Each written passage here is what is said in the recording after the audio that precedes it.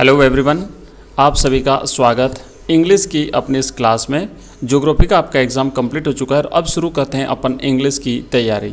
तो इंग्लिश की जो आपके जो पेपर आने वाला है वैसा का वैसा हूबहू पेपर ये जो बनाया है हमने, इस पेपर का कंप्लीट करते हैं सॉल्यूशन और इसी में से आपको पूरा पेपर देखिएगा, सेम टू सेम इसी टाइप का जो आपका पेपर आने वाला है। हो सकता है इसमें से कुछ क्वेश्चंस आपको मिल भी जाएँ। तो आइए करते हैं शुरू। ये हमारा दूसरा मॉडल पेपर है जो हमने बनाया था, इसकी शुरुआत करेंगे। और जैसा कि आपका पेपर का जो पैटर्न रहने वाला है एग्जाम में, वो पैटर्न सेम पैटर्न पर हमने बनाया है। सबसे पहले तो है सेक्शन ए, और सेक्शन ए में अपन करेंगे read the following passage carefully and answer the questions that follow. तो अब मैं आपको यहाँ पर बताऊंगा कि जिनकी तैयारी बिल्कुल भी नहीं है उन लोगों को तो मैं तरीका बताऊंगा किस तरीके से आपको पासिंग मार्क्स लाने, ताकि आप आराम से पास हो जाएं। और जिनकी बहुत अच्छी तैयारी है उनके लिए ये पेपर ऐसा रहेगा कि वो बिल्कुल हाई लेवल तक चले जाएं और कंप्लीट रिवीजन हो जाए। मतलब एक पूरा एग्जाम से पहले आपका सेम टू सेम एग्जाम जैसा पेपर ये आपको मिलने वाला है। तो देखिए, सबसे पहले आपको क्या करना है कि जो फर्स्ट क्वेश्चन रहेगा, है ना, फर्स्ट जो प्रश्न आपका रहेगा वो रहेगा एक अनसीन पैसेज का। आपको पैसेज में से आंसर देना है, लेकिन ध्यान रखना आपको क्या करना है कि पैसेज पढ़ने से पहले मैं जो तरीका बता रहा हूँ उसे ध्यान से देख ले। दोनों टाइप के स्टूडेंट, जिनकी अच्छी तैयारी है वो भी और जिनकी कम तैयारी है वो भी। सबसे पहले आपको पैसेज नहीं पढ़ना है, सबसे पहले आपको जो क्वेश्चंस दिए हुए नीचे, जो प्रश्न दिए हुए नीचे, वो प्रश्न पढ़ें और प्रश्न थोड़ा सा दिमाग में रखें कि क्या क्या प्रश्न है, उसके बाद फिर पैसेज पढ़ें। तो पहली बार जब पैसेज पढ़ेंगे उसी दौरान आपके कई सारे क्वेश्चंस के आंसर तो हो जाएंगे, और दोबारा अगर कुछ रहता है तो दूसरी बार जो है वो आप ढूंढ लेंगे तो उसको आपको मिल जाएगा। अदरवाइज अगर आपने पहली बार पैसेज पढ़ा तो पहली बार पैसेज पढ़ेंगे तो आपको कुछ भी समझ में नहीं आएगा। उसके बाद आप जब प्रश्न पढ़ेंगे तो फिर से आपको पैसेज पढ़ना पड़ेगा। तो इस प्रकार आपको कम से कम 3 बार पैसेज पढ़ना पड़ेगा, तब जाके आपके सारे क्वेश्चंस होंगे। तो टाइम जो है ना वो आपका वेस्ट होगा। तो आप पहले प्रश्न पढ़िएगा और फिर सीधा आप पढ़ेंगे यहाँ पे पैसेज, तो आपके आंसर हो जाएंगे। मैं यहाँ पे प्रश्न नहीं पढ़ूंगा क्योंकि हमने इसके नीचे क्वेश्चंस लिखे हुए हैं, तो फिर जो है वो आपके क्वेश्चंस इसमें से आंसर आपको ढूंढने में जो है वो पता चल जाएगा पहले से ही। तो देखिए, पहले मैं पैसेज पढ़ लेता हूं। देखो, वीडियो रहेगा बहुत लंबा क्योंकि कंप्लीट 3 घंटे का, 3.25 घंटे का आपका एग्जाम में ही पेपर आता है। तो चूंकि ये तो पूरा का पूरा पेपर है तो टाइम तो लगेगा, इसलिए आप इस वीडियो को कंप्लीट देखिएगा, पूरा देखिएगा। निश्चित रूप से सेम टू सेम पैटर्न पर आपका पेपर आएगा। तो सबसे पहले मैं पढ़ लेता हूँ paper. A priest of a famous temple on a high hill in Assam was widely known and respected to be a great scholar। एक आसाम के एक ऊंची पहाड़ी पर बहुत ही फेमस मंदिर बना हुआ था जिसमें एक प्रिस्ट रहता था, एक पुजारी रहते थे, और वो पुजारी बहुत ही जाने माने थे और साथ ही साथ बड़े सम्मानित व्यक्ति थे, एक विद्वान व्यक्ति थे। When he was on his deathbed, he called the trustee of the temple and told him to select and appoint only a human being as his successor। अब जब वो अपने डेथ बेड पर थे, अपनी मृत्यु शैय्या पर थे, तो उस दौरान उन्होंने अपने ट्रस्टी को बुलाया और ट्रस्टी को बुला करके अपने मंदिर के ट्रस्टी को बुलाया और मंदिर के ट्रस्टी को बुला करके उससे कहा कि मेरे बाद में आप एक ऐसे व्यक्ति को प्रिस्ट अपॉइंट कीजिए जो कि एक ह्यूमन बींग हो, एक स्वाभाविक, एक वास्तविक मनुष्य हो। After his death a day was set for the selection of the new priest. अब जब पुजारी की मृत्यु हो गई तो उसके बाद में नए पुजारी के सिलेक्शन के लिए एक दिन निश्चित कर दिया गया। On the scheduled day, starting at dawn, the aspirants started tracking the steps and torturous climb to the temple। और जैसे कि एक निश्चित दिन जो तय किया था, उस दिन सुबह से ही सूर्योदय होने से पहले ही जो एस्पिरेंट्स थे, जो प्रतिभागी थे, वो उस पहाड़ी पर चढ़ना उन्होंने शुरू कर दिया। As the route to the temple was difficult, full of thorns and stones, many aspirants got minor cuts and bruises on their feet and hands। तो चूंकि रास्ता बड़ा कठिन था, तो वो जो रूट था वो बड़ा डिफ़िकल्ट था, रास्ता कठिन था, कांटों और पत्थरों से भरा हुआ था।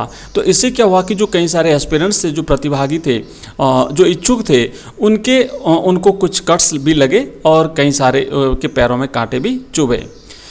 आफ्टर ब्रेकफास्ट आपको इसी तरीके से, जिस तरीके से मैं पैसेज पढ़ रहा हूँ, पैसेज पढ़ना है, इसके बाद में आपको सारे के सारे आंसर्स आ जाएंगे। थोड़ा सा पेशेंस तो रखना पड़ेगा, थोड़ा सा धैर्य तो रखना पड़ेगा, क्योंकि जब पूरा पेपर ही जब अपन कर रहे हैं, जो तरीका मैं बता रहा हूँ उस तरीके से अगर आपने पूरा का पूरा पेपर अटेंड किया तो निश्चित रूप से कोई भी विद्यार्थी इंग्लिश में फेल तो नहीं होगा, ये मैं वादा करता हूँ। आगे बढ़ते हैं, देखिए इस तरीके से पढ़ना है आपको। आफ्टर ब्रेकफास्ट, पहले नाश्ता हुआ, द सिलेक्शन प्रोसेस स्टार्टेड, तो नाश्ता करने के बाद, ब्रेकफास्ट लेने के बाद जो सिलेक्शन का जो प्रोसेस था वो स्टार्ट हुआ। The trustee asked all the aspirants to recite difficult shlokas and verses from a sacred text। उसके बाद में ट्रस्टी ने क्या किया कि जो एस्पिरेंट्स थे, जो इच्छुक लोग वहाँ पे पुजारी बनने के लिए आए थे, उनसे कहा गया कि भाई आप लोग जो है उस जो सैक्रेड टेक्स्ट है, जो पवित्र ग्रंथ है, उसमें से श्लोक्स पढ़ें और अपनी जो कविता है वो पढ़ के सुनाएं। He explained to them various procedures of priesthood, और उसके बाद ट्रस्टी ने उन सभी एस्पिरेंट्स को प्रिस्टहुड, पुजारी के जो पुजारी बनने के लिए जो प्रोसीजर होते हैं वो सारे उनके बोल करके समझाए। बाय आफ्टरनून, दोपहर तक as the selection process was about to end, जैसा कि सिलेक्शन प्रोसेस अब कंप्लीट होने वाला था, पूरा होने वाला था, one young man walked slowly into the temple, उसी समय एक युवा आदमी धीरे धीरे चलता हुआ मंदिर में प्रवेश करता है। The trustee noticed him and asked, उस समय ट्रस्टी ने उस व्यक्ति को देखा और पूछा, young man you are very late, आप काफ़ी लेट हो चुके हैं। व्हाट टूक यू सो लॉन्ग, आपको इतनी देर क्यों लगी। Why are your clothes torn, आपके कपड़े फटे हुए क्यों हैं। And why are your feet and hands bleeding badly, और आपके पाँव और आपके हाथों से खून क्यों बह रहा है। द यंग मैन रिप्लाइड, उस युवा आदमी ने जवाब दिया, I know sir I am late and so I cannot participate, मुझे पता है, मैं जानता हूँ कि मैं लेट हूँ और इसलिए मैं इस प्रोसीजर में पार्टिसिपेट नहीं कर सकता। But please let be rest while and let my wounds be treated, लेकिन कृपया मुझे थोड़ी देर के लिए यहाँ पे आराम करने दीजिए और मेरे जो घाव हैं उन्हें जो है थोड़ा सा उनका इलाज करने दीजिए। Then I will go back, उसके बाद मैं चुपचाप यहाँ से चला जाऊँगा।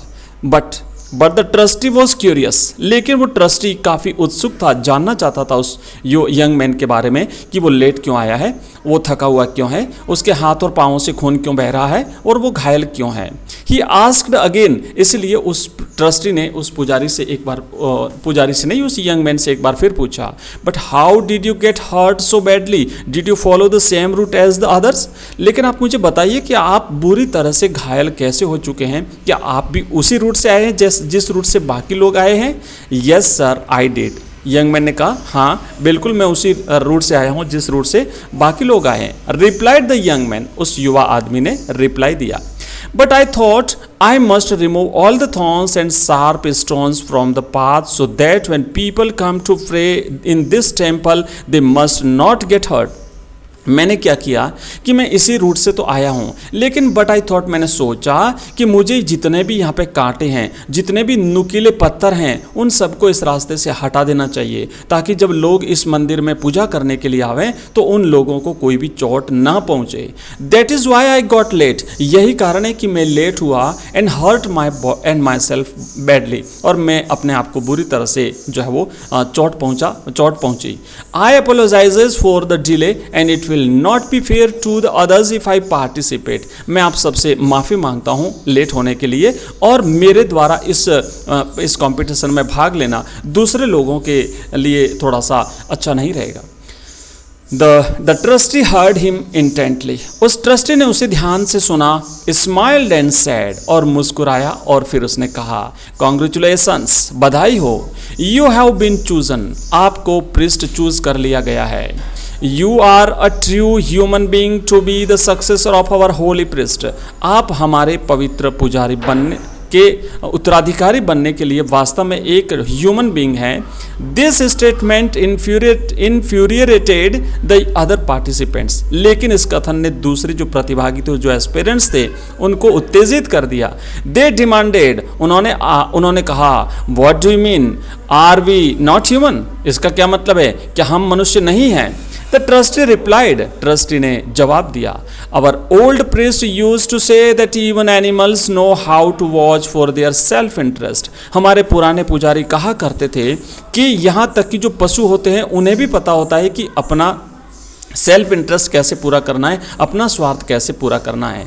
दे know how to avoid dangers, पशु भी जानते थे कि खतरों को कैसे टालना है। How to search for food and सोन, और वो ये भी जानते थे कि भोजन कैसे प्राप्त करना है और सब कुछ। Only a human being knows how to care for others, लेकिन एक मनुष्य मात्र होता है जो वो ये जानता है कि दूसरों की केयर कैसे करनी है, दूसरों की देखभाल हमें कैसे करनी है। This young man not only thought about others but he also clear the path so that no one would get hurt. इस आदमी ने न केवल दूसरों की भलाई के बारे में सोचा, बल्कि वो रास्ता भी साफ कर दिया ताकि कोई भी व्यक्ति घायल न हो सके, किसी को चोट न पहुंचे जब यहाँ पर मंदिर में पूजा करने के लिए आवे। So he qualifies as a human being to be the successor of a great old priest. इसलिए ये आदमी एक सच्चे ह्यूमन बीइंग के रूप में हमारे उस पुराने महान पुजारी का उत्तराधिकारी नियुक्त करने की योग्यताएं प्राप्त करता है। तो प्रिय विद्यार्थियों, हमने इस पूरे पैसेज को पढ़ा और आपने बड़े धैर्य से इस पूरे पैसेज को सुना, और अब अपन कहते हैं इसके जो क्वेश्चंस हैं वो एक एक क्वेश्चंस, अगर आपने ध्यान से इस पैराग्राफ को सुना होगा तो एक एक क्वेश्चन का आंसर आप बता दोगे, ऐसा मेरा विश्वास है। देखिए, पहला प्रश्न है, where was the famous temple situated, वो प्रसिद्ध मंदिर कहाँ पर स्थित था। जैसा कि पहली पंक्ति में हमने पढ़ा था कि the famous temple was situated on a high hill in Assam. वो फेमस टेम्पल आसाम की एक ऊंची पहाड़ी पर स्थित था। मैं दोबारा से पैसेज में नहीं जाऊंगा क्योंकि आप सबने पैसेज में आशा करता हूं, मानता हूं कि निश्चित रूप से बड़े ध्यान से सुना होगा और पहली पंक्ति में से ये आंसर लिया गया है। चलिए मैं पहले प्रश्न का आंसर आपको दिखा देता हूं, लेकिन आगे इस तरीके से हम नहीं देखेंगे, हम आगे बढ़ेंगे। देखो लिखा हुआ है, a priest of a famous temple on a high hill in Assam was widely known and respected to be a great scholar. तो यहाँ पर तो प्रीस्ट की बात हो रही है, लेकिन प्रीस्ट के साथ साथ मंदिर की भी बात हो रही है कि अ फेमस टेम्पल, एक प्रसिद्ध मंदिर, on a high hill in Assam, Assam की एक ऊंची पहाड़ी पर स्थित था। तो ये हो गया पहले प्रश्न का आंसर। आइए करते हैं दूसरा क्वेश्चन। दूसरा क्वेश्चन यहाँ पे लिखा हुआ है कि when did the selection process start, वो सिलेक्शन प्रोसेस कब स्टार्ट हुआ। तो जैसा कि हम सब जानते हैं, पहले ब्रेकफास्ट हुआ और ब्रेकफास्ट होने के बाद में सिलेक्शन प्रोसेस स्टार्ट हुआ। तो आप आंसर लिखेंगे the selection process started after breakfast. Next question number third, अगर आपका कोई डाउट रहता है, अगर आपका कुछ भी कोई प्रॉब्लम रहती है या कुछ पूछना चाहते हैं, तो इस वीडियो के कमेंट बॉक्स में कमेंट करके मुझे बता दीजिएगा, मैं आपके कमेंट का रिप्लाई दूंगा और नेक्स्ट जो भी क्लास होगी उसमें मैं आपके कमेंट का जो आपका उसका सॉल्यूशन रहेगा वो आपको बता दूंगा। नेक्स्ट क्वेश्चन नंबर थर्ड है हमारा, what did the trustee ask to do in the selection test for the aspirants. उस सिलेक्शन प्रोसेस में जो एस्पिरेंट्स थे उनको क्या करने के लिए ट्रस्टी के द्वारा कहा गया। तो आप सब जानते हैं कि जैसे ही सिलेक्शन प्रोसेस स्टार्ट हुआ तो सबसे पहले the trustee asked the aspirants to recite difficult shlokas and verses from the sacred text. तो जो धार्मिक टेक्स्ट था उसमें से जो डिफ़िकल्ट श्लोक थे और साथ ही साथ जो कविताएं थी वो जो है उन्हें सुनाने के लिए कहा था। Next question number 4, how did the young man get hurt badly. वो युवा आदमी बुरी तरह से घायल कैसे हो गया।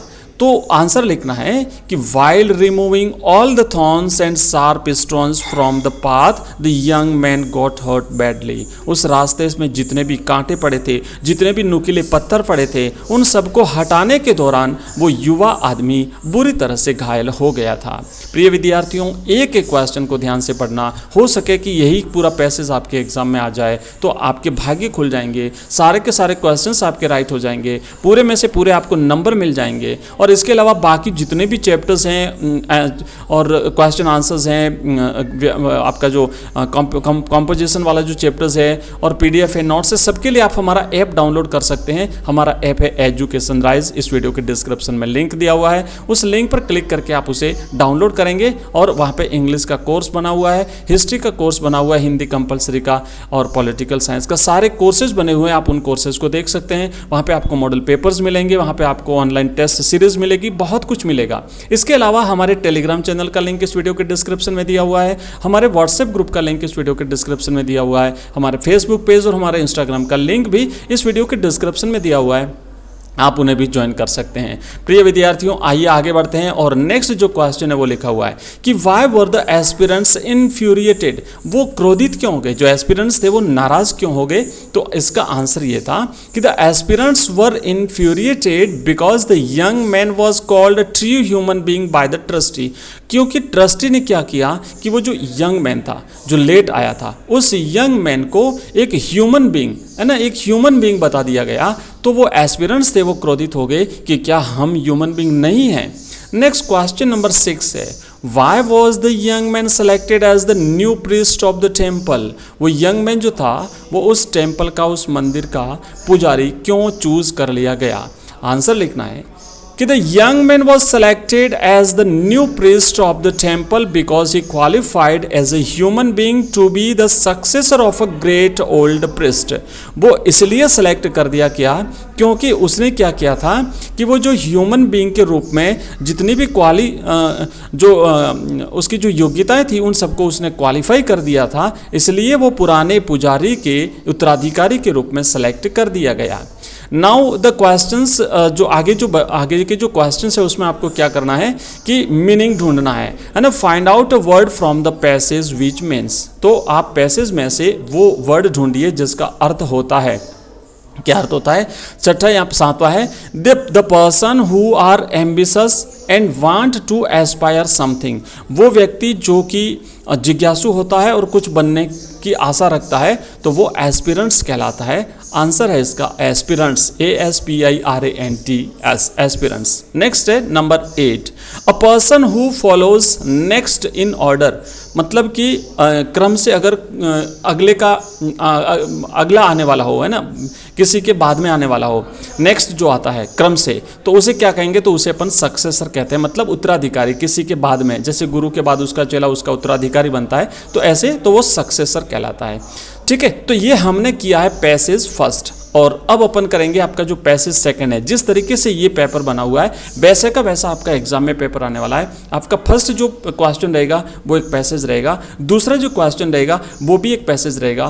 पहले वाले क्वेश्चन में से आपको इस तरीके से आंसर देने पड़ेंगे, और दूसरा जो पैसेज है उसमें से किस तरीके से आंसर देने, ऑब्जेक्टिव टाइप का आपका दूसरा पैसेज आने वाला है, तो इसके आंसर भी देंगे अपन इस पैसेज को पढ़ने के बाद में। तो आइए पढ़ते हैं दूसरा क्वेश्चन। ये पूरा का पूरा पेपर का सॉल्यूशन करा रहा हूँ, इसी टाइप का आपका पूरा एग्जाम में पेपर आने वाला है। तीसरा प्रश्न कौन सा रहेगा, चौथा कौन सा रहेगा, पांचवा कौन सा रहेगा, मैं सब कुछ इसमें बताने वाला हूं। तो कंटिन्यू ध्यान से देखिएगा, ध्यान से सुनिएगा और अच्छी तरह से इन प्रश्नों को याद भी कर लीजिएगा। चलिए आगे बढ़ते हैं, देखते हैं एक बार फिर से पैसेज पढ़ते हैं। लिखा है, there are 7 schools of yoga differing from one another and yet having a common objective। हमारे यहाँ पर 7 स्कूल हैं योगा के, है ना, अलग अलग योगा के 7 स्कूल्स हैं, एक दूसरे से भिन्न हैं, लेकिन फिर भी उसके बावजूद भी उनका जो ऑब्जेक्टिव है, उनका जो उद्देश्य है वो समान है। The system expounded by Patanjali in his Yoga Sutras is that of Raja Yoga and includes much of the teaching of the other 6। अब क्या हुआ कि ये जो सिस्टम था जो कि पतंजलि ने इसे एक्सपाउंड किया था, और पतंजलि ने अपने इसमें एक तो राज योगा के बारे में बताया, योग सूत्र जो पतंजलि ने दिया था उसमें राज योगा के बारे में बताया, और उसके बाद में उसने जो बाकी जो 6 स्कूल्स हैं उनकी टीचिंग्स के बारे में बताया। एक है hatha yoga. Hatha yoga consist largely of a system of bodily exercises calculated to stimulate the mental and spiritual difficulties. तो देखिए जो हठ योगा जो होता है, हठ योगा में क्या होता है कि बॉडीली एक्सरसाइजेस होती हैं, शारीरिक अभ्यास करवाए जाते हैं, और वो शारीरिक अभ्यास इसलिए करवाए जाते हैं ताकि मेंटल और स्पिरिचुअल जो डिफिकल्टीज हैं उनको स्टिमुलेट किया जा सके। नेक्स्ट आता है मंत्र योगा। मंत्र yoga is a ritualistic course of meditation on certain mystical syllabus. मंत्र योगा में क्या होता है कि जो मेडिटेशन, ध्यान से रिलेटेड कुछ ऐसी चीज़ें होती है जिनका अभ्यास कराया जाता है। नेक्स्ट होता है भक्ति योगा। भक्ति योगा एम्फेसाइजेज डिवोशन। भक्ति योग जो है वो समर्पण पर जोर देता है। The remaining schools do not command much importance. और बाकी जो बचे हुए जो स्कूल हैं योगा के, 7 स्कूलों की टोटल बात हुई है, उनका ज़्यादा महत्व नहीं है। तो किस किस का ज़्यादा महत्व है? वो है एक तो राज योगा है, एक हठ योगा है, एक मंत्र योगा है और एक भक्ति योगा है। नेक्स्ट आगे बढ़ते हैं। आगे लिखा है it may be worthwhile examining if the yoga method and the modern techniques of mental hygiene have any common features. Yoga in the world of Patanjali is attend by studying the fluctuations of the mind. Next लिखा है कि the student of yoga is necessarily one who is dissatisfied with his own adaptation to life into the external world for no other reason would induce a man to engage in such an exacting course. His search is not avoidedly a search for God, but rather a striving for self-knowledge and internal mental balance. Patanjali says that if the student is of a such temperament that the idea of God appeals to him, that is to be encouraged, for the approach to equilibrium through devotion to God is thereby made more rapid. If, on the other hand, the student is unable to accept the hypothesis of God, there is other paths of approach. Yoga, in other words, encourages but does not insist upon the devotional approach. Even though mental hygiene is intimately associated with ethics and religion, this study must confine itself to the psychological aspects of the subject. तो हमने पढ़ा passage और अब देखिए देते हैं answer. Question first है how many schools of yoga are there. Total yoga के कितने स्कूल्स हैं? तो जैसा कि ऑब्जेक्टिव टाइप के क्वेश्चंस इसमें से आने वाले हैं, हमने पढ़ा उसमें से आपको आंसर देना है। देखते हैं कौन राइट आंसर देता है। फर्स्ट लिखा है 5 स्कूल्स, ऑप्शन बी है 6 स्कूल्स, ऑप्शन सी है 7 स्कूल्स एंड ऑप्शन डी है 8 स्कूल्स। तो जैसा कि आपको बताया पहले, टोटल 7 स्कूल्स ऑफ योगा है और इस प्रश्न का राइट आंसर रहेगा ऑप्शन सी। तो आप यहाँ पे लिखेंगे option C, 7 schools of yoga. Next question number 2 है Who has expounded the system of Raj Yoga in his योग सूत्र? किसने अपने योग सूत्र में राज योगा का सिस्टम जो है वो दिया था? पतंजलि, बाबा रामदेव, गॉड या एथिक्स? तो इस क्वेश्चन का राइट आंसर रहेगा option A, Patanjali expounded the Raj yoga in his योग सूत्रस। नेक्स्ट क्वेश्चन नंबर 3, विच योग consist largely of a system of bodily exercises? कौन से योग में बॉडीली एक्सरसाइज, शारीरिक अभ्यासों पर जोर दिया जाता है? देखिए हमने सारे के सारे जो क्वेश्चन किए ना वो यहीं से आ रहे हैं। आप देखेंगे सबसे पहले तो देखो यहाँ पे पूछा जो बताया गया था कि भाई there are 7 schools of yoga. पहला क्वेश्चन तो यहीं से हो गया कि योगा के कितने स्कूल हैं? तो 7 योग हैं। उसके बाद दूसरा होता है कि यहाँ पे आप देख सकते हैं लिखा है the system expounded by Patanjali in his yoga sutras. तो योग सूत्रा में इस सिस्टम को किसने एक्सपाउंड किया था? तो पतंजलि ने किया था। उसके बाद आप देखते हैं कि जो हठ योगा होता है, hatha yoga consist largely of a system of bodily exercises. तो हठ योगा में बॉडीली एक्सरसाइज जो होती हैं, शारीरिक जो अभ्यास होते हैं, उस पर जोर दिया जाता है। ठीक है। मंत्र योगा में जो है ना, मंत्र योगा में रिचुअलिस्टिक कोर्स होता है जिसपे मेडिटेशन के बारे में बात की जाती है। तो यहाँ पे इस प्रश्न का राइट आंसर रहेगा हठ योगा। करेक्ट आंसर रहेगा इसका। नेक्स्ट जो प्रश्न था, हाँ, which yoga consist largely of a system of bodily exercise? तो देखिए राज योगा है, हठ योगा है और मंत्र योगा एंड भक्ति योगा। तो इस प्रश्न का राइट आंसर रहेगा B, hatha yoga. B is the correct answer. Okay, B, hatha yoga में जो है वो बॉडीली एक्सरसाइजेस पर ज़्यादा जोर दिया जाता है। नेक्स्ट है what is intimately associated with ethics and religion? Ethics और रिलीजन से क्या कनेक्टेड है, क्या एसोसिएटेड है, क्या जुड़ा हुआ है? तो आप आंसर लिखेंगे physical hygiene, cultural hygiene, mental hygiene या एनवायरमेंटल हाइजीन। तो मेंटल हाइजीन है ना, मेंटल हाइजीन इस क्वेश्चन का राइट जवाब रहेगा। बाकी का अपन काट देते हैं यहाँ से और ऑप्शन सी इसका करेक्ट आंसर रहेगा मेंटल हाइजीन। नेक्स्ट है the antonym of internal is. Internal का एंटोनिम क्या होता है? विलोम शब्द क्या होता है? ऑपोजिट वर्ड क्या होता है? तो इंटरनल का ऑपोजिट वर्ड होता है एक्सटर्नल। थोड़ा सा याद रखिएगा, आपके एग्जाम में सारे के सारे क्वेश्चंस राइट हो जाएंगे। नेक्स्ट लिखा हुआ है choose from the passage the similar word for a state of balance is. State of balance, मतलब दोनों बराबर बराबर, दोनों पलड़े बराबर हो, है ना, एक बैलेंस की स्थिति, उसे क्या कहते हैं? तो उसे एस्पेक्ट्स कहते हैं, इक्विलिब्रियम कहते हैं, रीजन कहते हैं, या फिर उसे जो है वो टेक्निक्स कहते हैं। तो जो स्टेट ऑफ बैलेंस होता है उसे इक्विलिब्रियम कहते हैं। राइट आंसर रहेगा ऑप्शन बी, इक्विलिब्रियम। इस प्रश्न का करेक्ट आंसर है ऑप्शन बी, इक्विलिब्रियम। नेक्स्ट, तो इस तरीके से हमने ये क्वेश्चन कर दिए। इस तरीके से आपके टोटल 12 नंबर के क्वेश्चंस आएंगे, क्वेश्चन फर्स्ट में से और 2 में से। ठीक है, ये सेक्शन ए अपना हो गया कंप्लीट, और अब अपन सेक्शन करेंगे बी। सेक्शन बी में आपका जो तीसरा प्रश्न रहने वाला है, वो प्रश्न जो है वो आपका आएगा एडवर्टाइजमेंट से रिलेटेड। देखो इसमें आपके 5 टोटल जो टॉपिक्स हैं, एडवर्टाइजमेंट है, नोटिस है, उसके बाद में आपका जो इन्विटेशन को एक्सेप्ट करना है या डिक्लाइन करना है ना, ये जो आपके जो 5 टॉपिक रहने वाले हैं, तो इसमें से अथवा के हिसाब से पूछे जाएंगे तो कौन कौन सा आएगा। तो सारे के सारे अपन करेंगे, लेकिन इसमें जो तीसरा क्वेश्चन है वो हमने लिया है एक एडवर्टाइजमेंट। आप पहले क्वेश्चन को ध्यान से पढ़ेंगे। लिखा है, यू आर हरीश और हर्षिता ऑफ 12th मेवानगर उदयपुर। आप उदयपुर में मेवानगर के रहने वाले हैं, आपका नाम या तो हरीश है या हर्षिता है।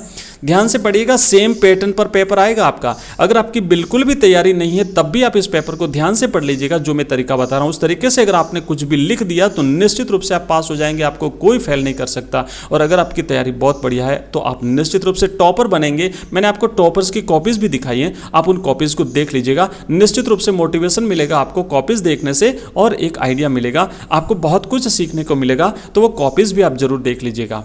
आगे बढ़ते हैं। You want to sell your flat as you are shifting to another city for work. जैसा कि आप काम के सिलसिले में दूसरे शहर में रहना शुरू करने वाले हैं, शिफ्ट होने वाले हैं, तो अपना जो आपका जो फ्लैट है आप उसे सेल करना चाहते हैं। तो इसके लिए क्या करिए, draft suitable advertisement to be published in the Rajasthan Patrika under the classified columns. तो राजस्थान पत्रिका के क्लासिफाइड कॉलम में प्रकाशित करने के लिए आपको एक एडवर्टाइजमेंट जो है वो ड्राफ्ट करना है, लिखना है आपको। तो बिल्कुल सिंपल सा क्वेश्चन है आपका। सबसे पहले तो आप लिखेंगे आंसर लिखने के बाद में आप यहाँ पे जो आपको लिखना है ना, तो देखो चूंकि आपको बेचना है तो आप लिखेंगे फ्लैट फॉर सेल। फ्लैट बिकाऊ है, ठीक है ना, फ्लैट फॉर सेल, फ्लैट बिकाऊ है। आप यहाँ पे खाली सेल भी लिख सकते हैं तब भी चलेगा, बिकाऊ है तो, लेकिन थोड़ा सा लिखेंगे भाई फ्लैट बिकाऊ है, ठीक है।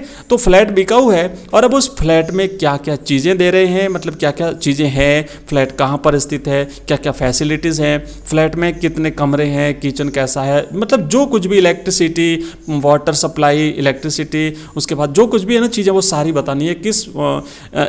किस स्थान पर है, सिचुएटेड है, वो सब कुछ आपको इसमें बता देना है।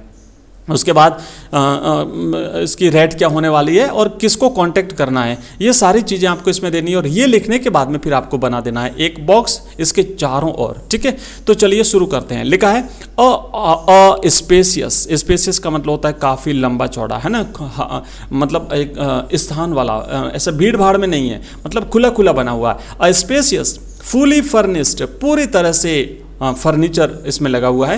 3 BHK फ्लैट, मतलब 3 BHK जो ऐसे होता है ना, 2 BHK, 1 BHK, 3 BHK, तो 3 BHK flat with all modern amenities is available for sale.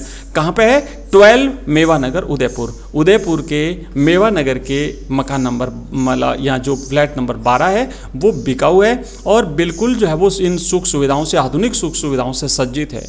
आगे लिखेंगे ground floor fully air conditioned with power backup and 24 hour water facility. तो ये सारी चीज़ें बतानी है कि भाई हवादार है, पानी की सप्लाई है, और इलेक्ट्रिसिटी की वहाँ पे प्रॉपर व्यवस्था है। Car parking is available.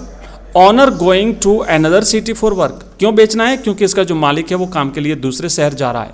Reasonable price negotiable, और प्राइस जो है वो मिलने पर तय कर दी जाएगी। आप यहाँ पे लिखेंगे कांटेक्ट किसको करना है, हर्षिता को करेंगे, और मोबाइल नंबर यहाँ पे आपने लिख दिया। तो जो भी इंटरेस्टेड व्यक्ति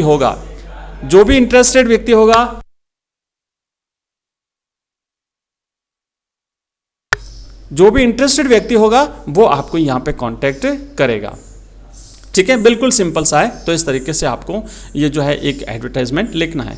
अथवा में आपको प्रश्न मिलेगा और में यहाँ पे लिखा हुआ है, तो एक और प्रश्न अपन देख लेते हैं। लिखा है, you have received an invitation letter from the principal and staff of government senior secondary school Churu which is going to celebrate its annual function on 6 February 2023 at 3 PM। तो 3 बजे एक जो फंक्शन आयोजित होने वाला है, एक annual function government senior secondary school Churu का, और उन्होंने आपको इनवाइट किया है। तो आपको क्या करना है कि वो जो आपने इनविटेशन लेटर प्राप्त किया है स्कूल स्टाफ की तरफ से, और आगे उसमें लिखा है कि doctor A.K. Sharma will be the chief guest of the function. A.K. Sharma उस फंक्शन के चीफ गेस्ट होंगे। Right a formal reply accepting the invitation. आपको एक्सेप्ट करना है, क्योंकि ध्यान रखना आपका इन्विटेशन राइट करने के लिए नहीं पूछा जाएगा, आपको या तो उसे एक्सेप्ट करना है या उसे डिक्लाइन करना है। तो यहाँ पर आपको एक्सेप्ट करना है, ये लिखना। और मैं आपको बता दूं, जब इनविटेशन जो होता है, जो एक्सेप्ट किया जाता है या डिक्लाइन किया जाता है, ये थर्ड पर्सन में लिखा जाता है, डायरेक्टली नहीं लिखा जाता, फर्स्ट पर्सन सेकंड पर्सन में नहीं लिखा जाता।